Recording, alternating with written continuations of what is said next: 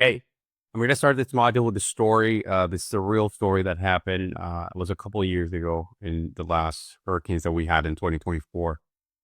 And this subject, I'm very passionate about because, fortunately, this is something that happens at contractor take advantage of homeowners when this type of situations happen. When your house is completely destroyed, it's overwhelming. You're afraid for your family, for your house, and it just boils my blood that this type of people take advantage of this type of situations. So I'm just going to start with us with a quick story that I have for this, and then we'll get on to the course. Okay. So this is a homeowner that called me after paying uh $18,000 for a remediation that took place immediately after the hurricane happened. Uh, this was just right after the hurricane happened. So a company came in, they tore down drywalls, they set up fans. I mean, the whole thing. Okay. They didn't provide any documentation. I believe they did sign a contract, but nothing was on paper. So just a trail of emails. They didn't took a final testing at the end.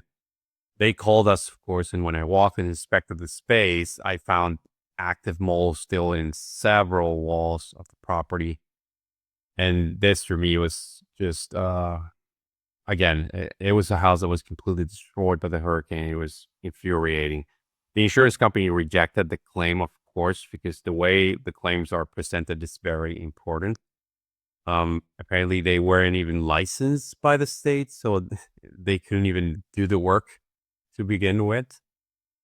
So we had to start from scratch basically, and we have to charge another $12,000 for the amount of work that still was left there.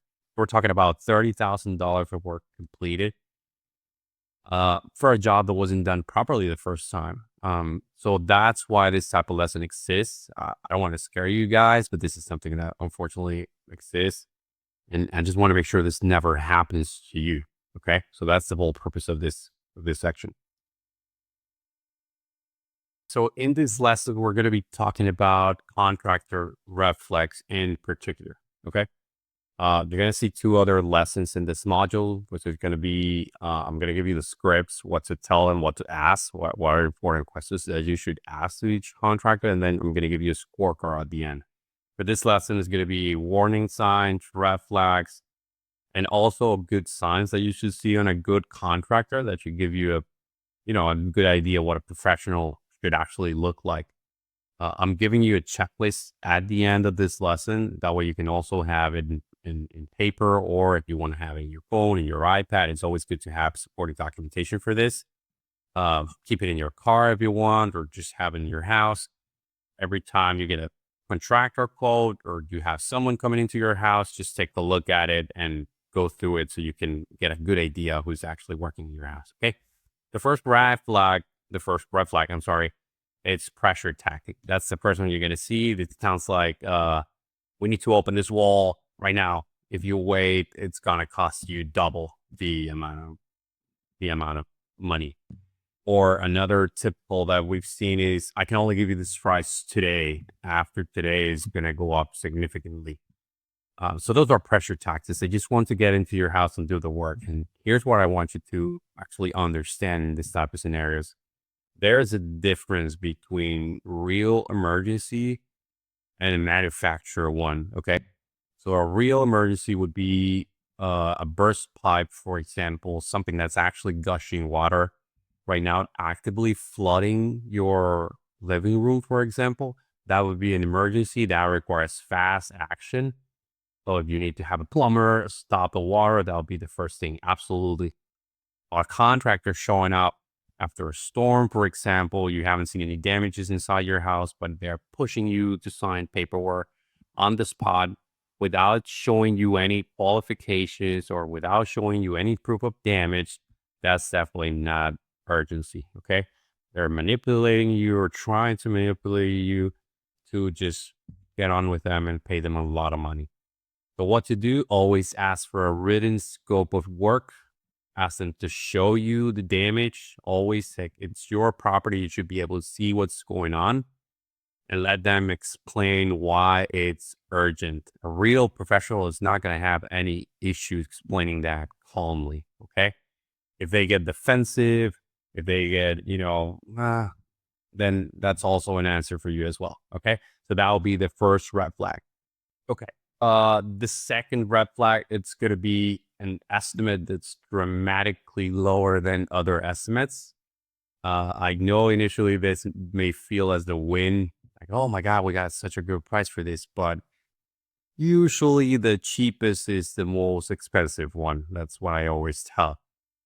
They win the job with a low number, which is what usually happens, but then you get up charges. The work is not very clear on paper, or the work is not done properly, which is the biggest one of all. So you're paying for something that's not going to be completed, and they usually disappear after some time. So they're not the type of company that's going to help you fix what happened. So what to do? Get 2 or 3 estimates. That's what I usually recommend. One's significantly cheaper. If one is significantly cheaper, I'm sorry, ask them why. Someone with credentials is going to explain you why specifically.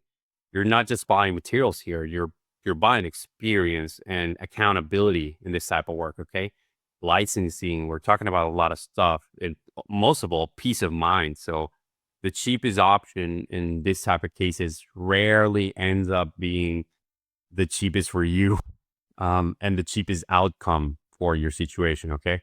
So that's the main thing. Moving on to red flag number 3. This would be that they're fully licensed and insured, but they won't actually show you any proof. Okay. I've heard all of them here. Every version of this I've heard. We'll send it over later. The office will send it over.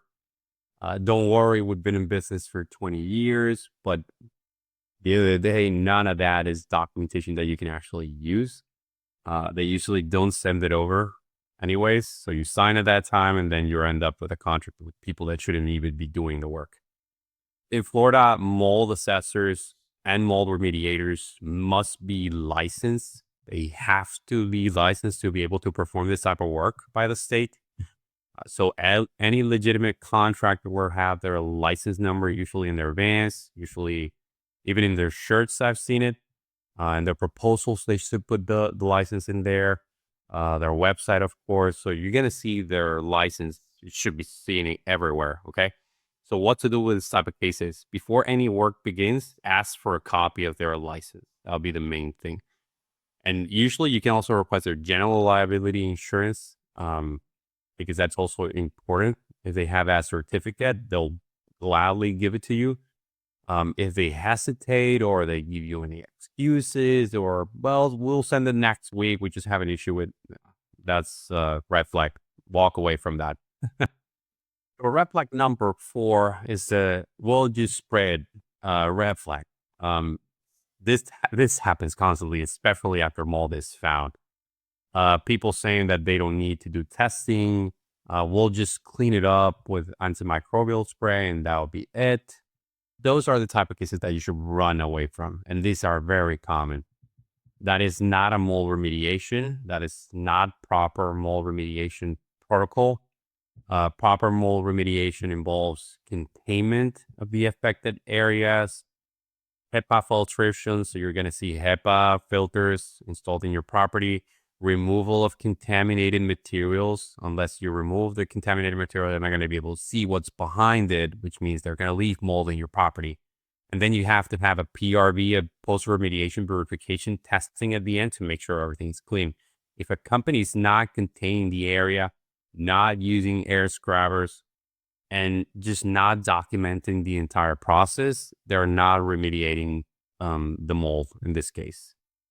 They're just spreading it, cleaning it. You're not going to be able to clean it. So they're just spreading the spores to the rest of the home. And this is just not good.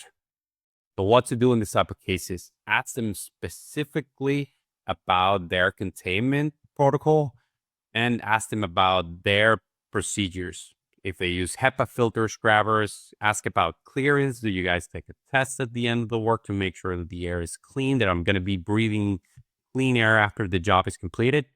All companies performing mold remediation should be able to respond this without any issues. If they're not able to respond to this type of questions, they don't know what they're doing. So if you have lags, this is a good time to run away from them. Red flag number 5, it's a bit more subtle one. This one's called the "just trust me" operator. As I said, this red flag, it's a bit more subtle than the other ones, but it might be the most important to be honest. So really watch out for the contractor that doesn't really explain what they're going to be doing or why even. The one that's going to drop a lot of technical terms to you, knowing that you're not going to know them, and they're just going to make you feel confused. They're going to be the ones that avoid your questions or not respond to your questions. They're going to make you feel like you should just step away and let me do my work in your property, which is, I know it's completely ridiculous. You are the homeowner. It's your property. Okay. You are paying for these services. So you deserve to understand what's being done in your home and why. Okay. A good contractor will walk you through the process. They will answer any questions that you may have. They will make you feel more informed, not less. So in this type of cases, what to do? Ask questions. Just keep asking until you understand. If they get annoyed, impatient, or dismissive, that's all to an answer for you. So again, just don't hire them. I'll give you my number one rule when choosing a contractor. And I want you to remember this because this is very important. Don't hire a person who sounds the most confident. Hire the person who makes you feel the most confident. Okay. There's a big difference in that. One is about ego. The other one is about service. Okay. The right contractor respects that this is your home, and they're probably going to treat it as they would treat their own home. That's what you're looking for. So what does a legitimate contractor actually look like? Okay. Here's what you should expect.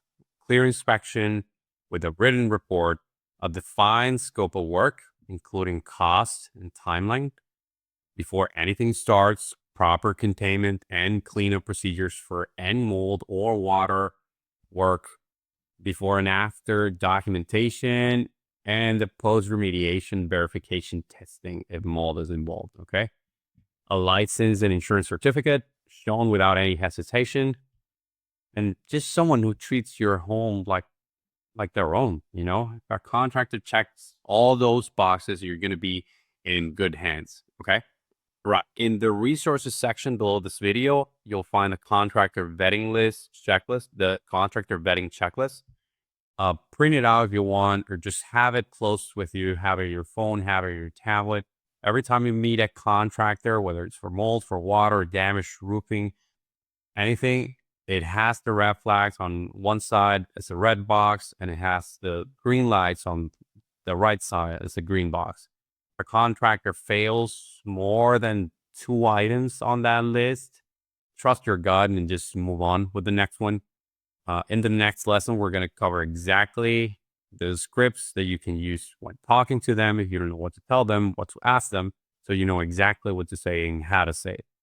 And I just wanted to show you real quick. I'm sharing my screen here so you're able to see it. Let me see if I can actually zoom this out a little bit more. So this it's just a one pager, pretty much with everything that we just discussed. You can, like I said, you can print it out and use it as a checklist. You can check that off, or you can have it in your phone every time you have a contractor going to your property. You just have it with you. Doesn't matter if they see it.